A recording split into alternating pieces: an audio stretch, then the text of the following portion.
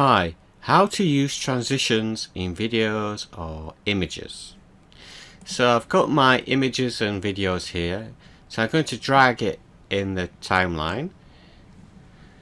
So I want to do a transition between these two images, for example. So what I do is I just left mouse on the second one and drag it to the left, keep it left mouse hold down, and then you'll see a number appear. That's the amount of time that the transition will take. This is in point seconds. So if I were to say take about 1 second to do a transition, then if you step through by pressing the right cursor key, you can see, you can hold it down as well, you can see what the transition will look like in slow motion. So that's how a simple transition will work. Now if you want to change the transition, what I can do to make it easier, if you press the scroll mouse and scroll it forward, it expands the track so you can see the transition more easily. So you can click on the marker position and then right mouse,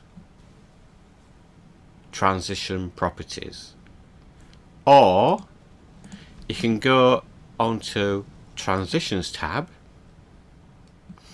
and pick a transition that you want. Now you only see 4 here, that's because it's in categories at the side. So if you want like a flash or a clock wipe between, then that's another way of seeing what you're gonna get between A and B. A is the first picture, B is the second picture. So if I want to say use that one, I can left mouse on it, drag it all the way down to that point, let go of the left mouse, and then it will give you some options.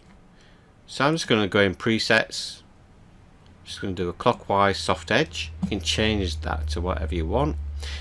These here, if you click on those means you can animate them with keyframes, so you can change the settings during the playback. That's more advanced. I'll cover that in a different tutorial. Then once you're happy with the settings, click close, and you can play that back. And that's a simple clock wipe, and that's how to add transitions. So if you wanted to change it, click on the transition properties icon with the left mouse and then go and change it to whatever you want. If you want to remove it, you click the X at the side to remove that plugin, so I can remove it completely, and that goes back to a normal transition. And this can be for anything, you know, videos, images.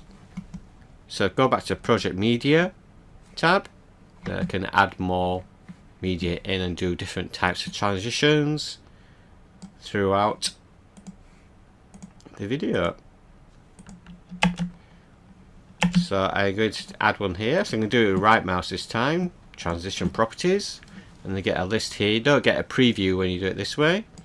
I'm just going to do a push, OK, close, and that will do a push like that.